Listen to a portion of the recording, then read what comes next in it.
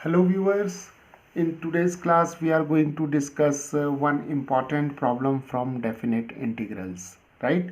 So here we have to solve this integral that is from 0 to pi by 2, and the integrand is cosine x divided by 1 plus sine x plus cos x, right? So the important thing about this integral is that our integrand is a trigonometric function, right? And in such problems where the integrands are trigonometric functions, what we usually do, we make use of the trigonometric identities, right? So we can simplify this integral by making use of trigonometric results. So let us start, and let us first call this integral as I, right? So here the first step is to let us rearrange this integrand. That is what we will do. We'll write cos x, and we'll first combine this 1 and cos x, right? So what we will do, we'll combine 1 and cos x, and here we'll write sin x. Okay, so once we have written this integrand like this, we'll make use of the result which is given by, see, the half angle formulas goes like this. Cos of 2x is equal to 2 cos square x minus 1, and if we produce the half angle formula from this result, we have cos of x is equal to 2 cos square x over 2 minus 1, right? Now if we take this negative sign to this side, what we will get, we'll have 1 plus cos x is equal to 2 times cos square x over 2, right?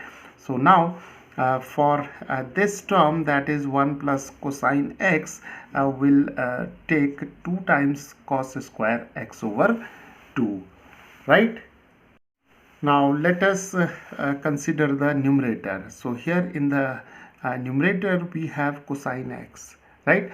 So we also know one more formula for cos 2x. So cos 2x is also given by cos square x minus sine square x, right? And again, if we produce the half angle formula from here, we can write cos of x is equal to cos square x over 2 minus sine square x over 2, right? So in the numerator, what we will do, we'll take cos square x over 2 minus sine square x over 2.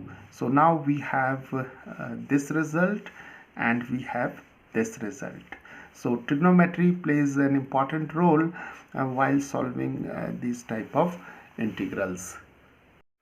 So now our integral becomes 0 to pi by 2, and for cos x we'll write this term. So we have cos square x over 2 minus sine square x over 2, right? And in the denominator we have 1 plus cos x. For this we can write 2 cos square x over 2 plus we have here sin x, right? So here again we have to make one more important use of trigonometric result, right? And the formula goes like this. We know the double angle formula for sin 2x, that is 2 sin x cos x, right? Now again, if we produce the half angle formula from sin 2x, what we will do, we'll write sin x is equal to 2 sin x over 2 cos x over 2, right? So viewers, here for sin x we'll make use of this result. So overall, what we have seen so far, that to solve this integral we have to make use of these three important identities. So now for sin x we can write here 2 sin x over 2 cos x over 2, right? Okay, So now we can further simplify it. So this is 0 to pi by 2, and see here we have a square minus b square like term, right? So we have a square minus b square, that is a minus b, a plus b, right?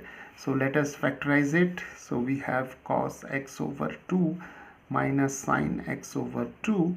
This is the a minus b term, this is the a plus b term, so cos x over 2 plus sin x over 2, right? Okay, and in the denominator, see, we have a very simple term. We can take 2 times cos x over 2 common, so we have 2 cos x over 2 common, and inside the brackets we will have cos x over 2 plus sin x over 2, right? And now we can easily observe that this term and this term get cancelled, right? So now these two terms get cancelled, so we can now write I is equal to 0 to pi by 2, and here we have cos x over 2 minus sin x over 2 divided by cosine of x over 2. Here we have dx, and this factor 2 we can take outside the integral, right? So now our integral looks like this, and what we will do further, that is 0 to pi by 2, and now we can separate these two terms, right? So what we will do, we'll first take this cos x over 2 over this cos x over 2. So here we'll have 1, and then we have sin x over 2 divided by cos x over 2, and that is tan x over 2, right? And now we can see that this term is reduced to 1 minus tan x over 2, right? So what we have done here, we have written this term as cos x over 2 divided by cos x over 2 minus sin x over 2 divided by cos x over 2. So these two terms get cancelled, so we have 1, and then sin over cos is tan, right? Okay, so now we have half here, and we have two integrals, so we can now write 0 to pi by 2. Here we have dx, and then we have 0 to pi by 2, and we have tan x over 2 dx, right? So now we have two integrals. So now we can write here half. Now the integral dx is simply x, limits are from 0 to pi by 2 minus, and now here we have the integral of tangent function, right? And we know a standard result from indefinite integrals, that is integral of tan theta is log of secant theta, right? So here we have x over 2, so by chain rule we can write this factor half will go to the numerator, so we have 2 times log of secant x over 2, right? And the limits are from 0 to pi by 2, right? So this is an important result from indefinite integrals, right? Okay, so here we can also solve this integral by a method of substitution, and we can arrive at the same result, right?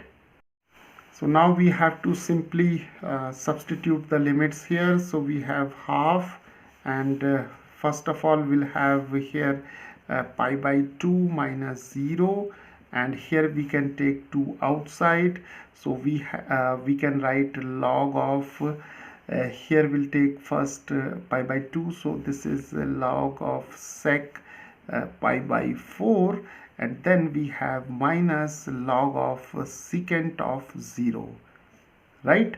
Okay, because here we have x is equal to 0, right?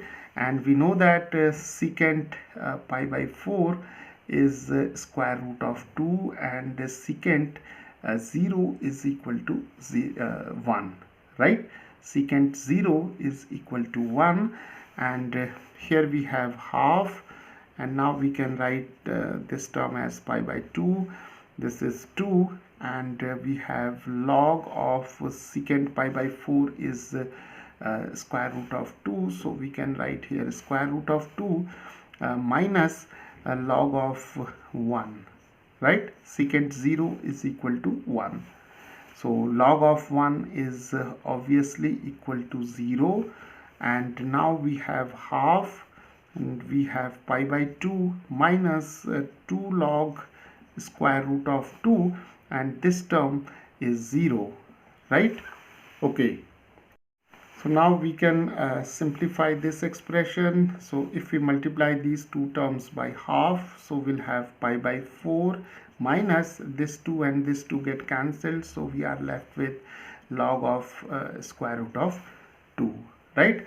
So the value of this integral is pi by 4 minus log of square root of 2, and this expression can further be written as pi by 4 minus log 2 raised to half, and if we take this half before or in front of log, so we have pi by 4 minus half log of 2, right? So we can also write the result in this form, either in this form or in this form, right? So viewers, this is how by using the important trigonometric identities we can solve these type of integrals.